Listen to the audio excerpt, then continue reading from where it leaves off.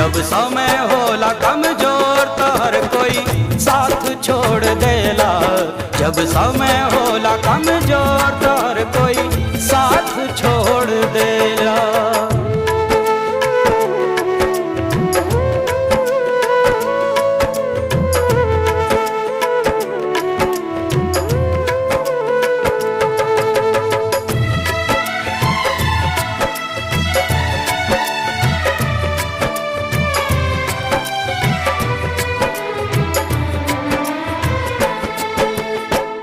अखियाँ से